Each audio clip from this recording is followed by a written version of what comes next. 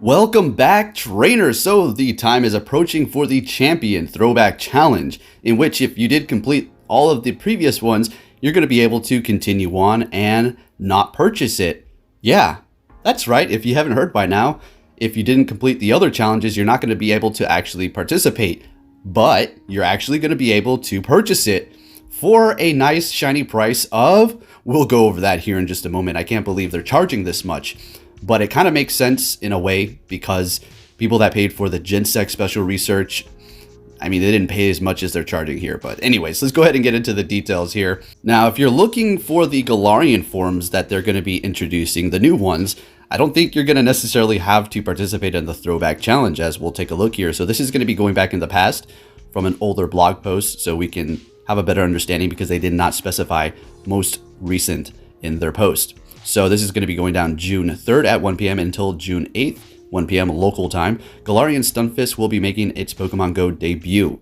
You can find it in the wild and in raids and in the Throwback Challenge. So pretty interesting. I'll be going over those details for those Pokemon. The following Pokemon will be making their Pokemon Go debut, hatching from 7-kilometer eggs along with their usual forms. Galarian Meowth, Galarian Zigzagoon, Galarian Darmanitan, Galarian Stunfisk, and you'll also be able to evolve the Galarian Meowth in the other Galarian forms. So that's going to be pretty interesting. It doesn't look like you're going to have to actually have the Throwback Challenge to actually get those, but you may get some additional ones. We don't have all the details for this. So you are going to actually be able to purchase a secondary one if you did complete all of them. So completed all the previous Throwback special challenges.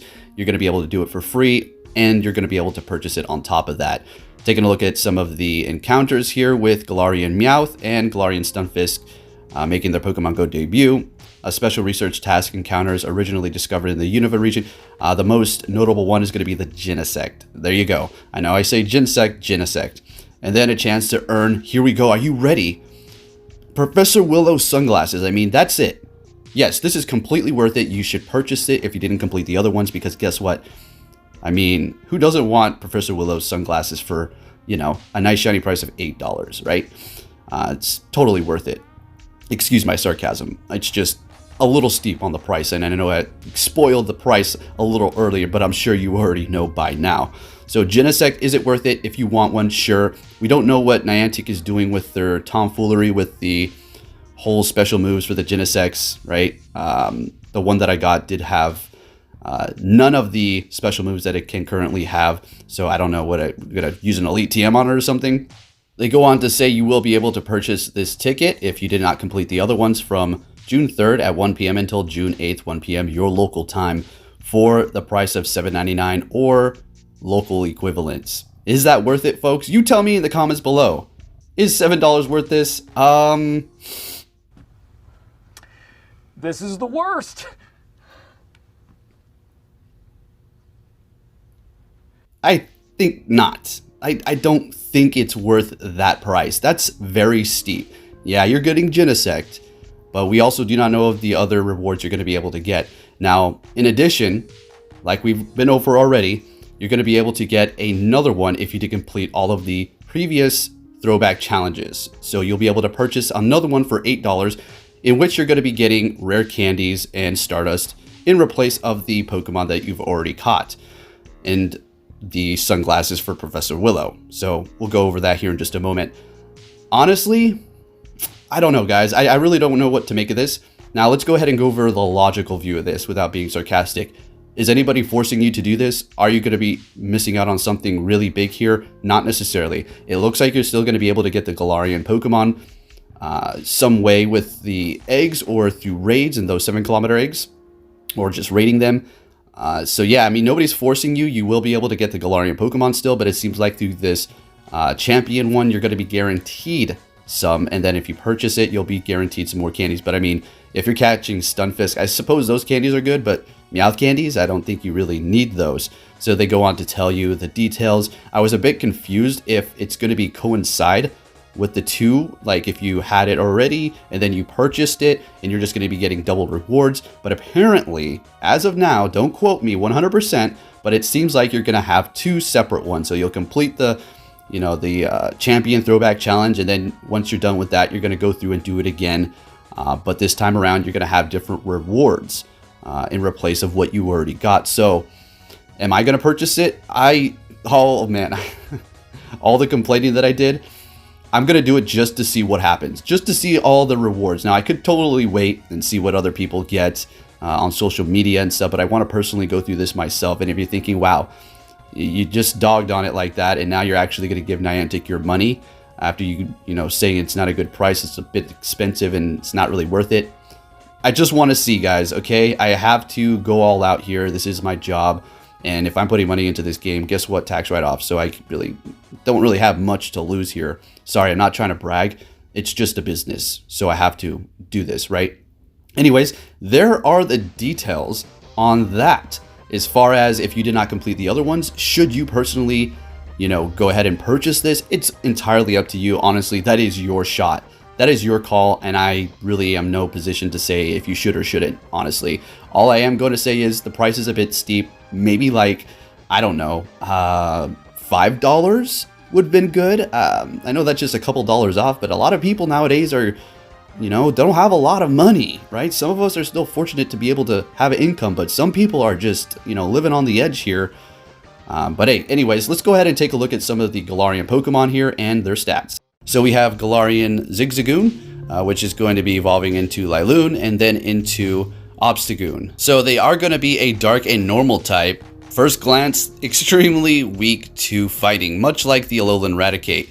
So is it going to be good? I'm sure it can find some usability in the PvP scene. As far as rating, not so much, I don't think, but should be interesting nonetheless. You're going to have candies for these right away when they do enter, so you can't evolve them because of the previous one that we do have candies for. And then we look at the Stunfisk here, ground and steel type.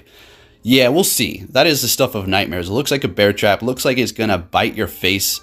And simple as that. So it is going to be losing that electric typing and picking up that steel, making it a steel and ground. Very interesting. Then we have the Darumaka, which is going to be an ice type, evolving into the ice form of Germanitan as well, which is going to be very interesting. There's something actually very unique about this Pokemon, and it does have a Zen mode, and the regular Germanitan does have a Zen mode. It just hasn't been put into the game.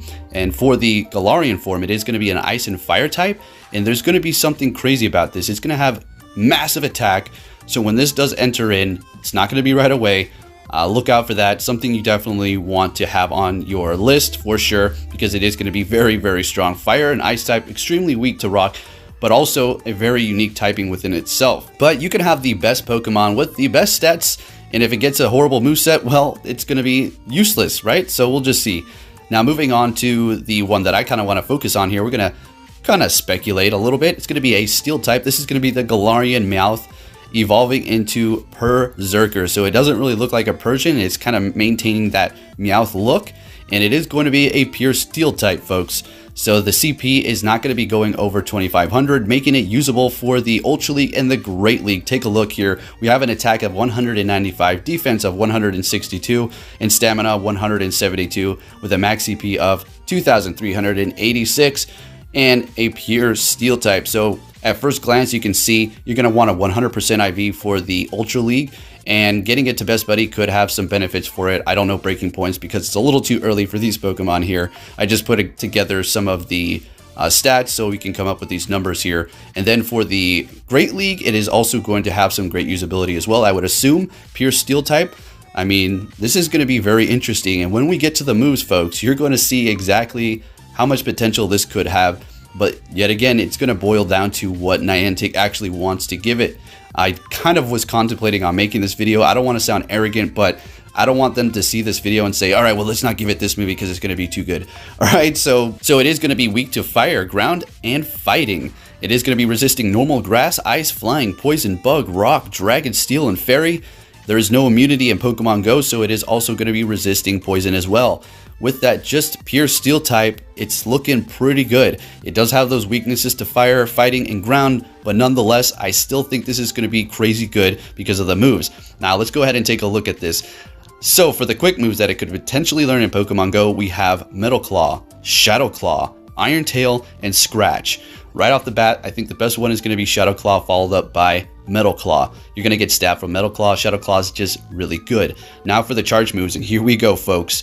We have Close Combat, Giga Impact, Hyper Beam, Play Rough, Foul Play, Iron Head, Gunk Shot, Seed Bomb, Dark Pulse, Gyro Ball, Shadow Ball, Night Slash, Dig, Body Slam, Thunderbolt, Thunder, Crunch. All right, so, and Shadow Ball, did I say that? So this thing is gonna be absolutely a beast if it ends up getting a good moveset. So what would I like to see for the quick moves? Obviously, Shadow Claw and Metal Claw. For the charge moves, this is gonna get a little tricky because it has such a great move pool that it could potentially learn for PvP. Body Slam is really spammy. Close Combat is going to give it nice coverage, and then going for Thunderbolt is going to give it good coverage up against flying types like Skarmory and or water types like Azumarill. And what else? Let's see. We have Seed Bomb for the Mud Boys even. I mean, the only move that I can see not being useful on this list is potentially Hyper Beam, because that move's just dumb, right? And I mean, I don't want to, it's not that great. But you have Play Rough, I mean, which is going to be on the lower tiers, and then Dark Pulse. I think Foul Play is going to be a little better. Gyro Ball could be good because you're getting stabbed, but I think Iron Head is what you're going to want there. Night Slash, you'll be able to get a boost. Body Slam is spammy. Dig, super effective to the steel types as well as Regis. I mean, Shadow Ball even for the Ultra League guys because of the Giratinas. So this thing's looking pretty nice. I mean, you even have Gunk Shot if you wanted to go for a nuke on the Azumarill. Although Thunderbolt I think might be a little bit better, but I don't know. We'll see. But nonetheless, there are the moves. Close Combat is something that I would like to see on it, as well as Thunderbolt, Shadow Ball. Let's see, Seed Bomb would be fantastic. Not trying to get greedy, I'm just naming off the ones. Iron Head as well.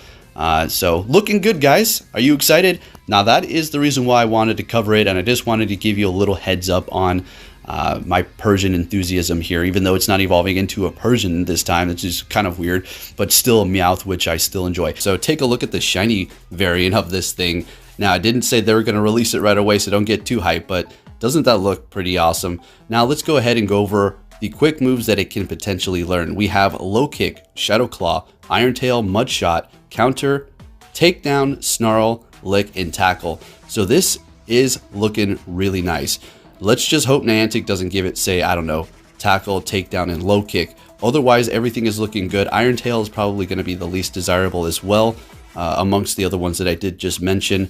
We're looking at Shadow Claw and Counter. Really good quick moves for PvP, so let's just hope it gets those. Mudshot can generate energy, and Lick can find usability going up against those Giratinas. Now for the charge moves, we have X-Scissor, Close Combat, Cross Poison, Brick Break, Thunder Punch, Ice Punch, Fire Punch, Submission, Cross Chop, Giga Impact, not likely, Hyper Beam, we already know that's booty, and then Night Slash.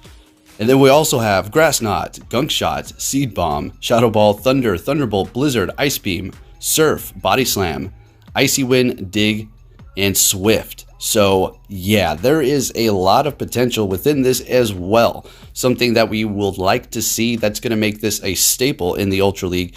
For the quick and for the charge is going to be Snarl as well as Night Slash. Night Slash is going to have the possibility of raising your attack, with Snarl gaining energy really quick for it to spam it, as well as getting stab. So if it can get those two moves right off the bat, we're already looking good. Anything else is going to be a bit of a bonus. Now, Icy Wind obviously would be amazing, but I don't know exactly, you know, I don't think Niantic's going to give it that. Potentially some of those punches. We have the Fire Punch and Ice Punch as well as Thunder Punch. Cross Poison could find some good usability on it as well for those fairy types to kind of give it a bit of coverage, I suppose. Looking at some fighting type moves, we have Cross Chop, which is alright actually. With Snarl, could you imagine? You're going to be able to spam those really quick.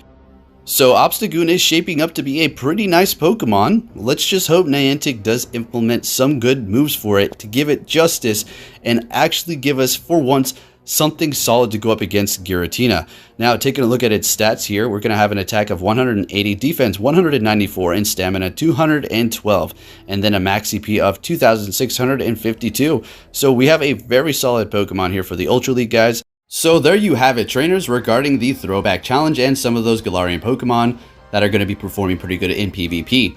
Now, before I let you guys go, I just want to say we all did have the opportunity to complete all of these without having to pay. That is absolutely correct. So maybe some people just couldn't get around to do it. But anyways, there you have it. If you are new to this channel, please subscribe, turn notifications on, and I'll be keeping you up to date on everything Pokemon Go and Pokemon Go news. I was able to get my 100% IV Dragonite to Best Buddy. Let's go and take care.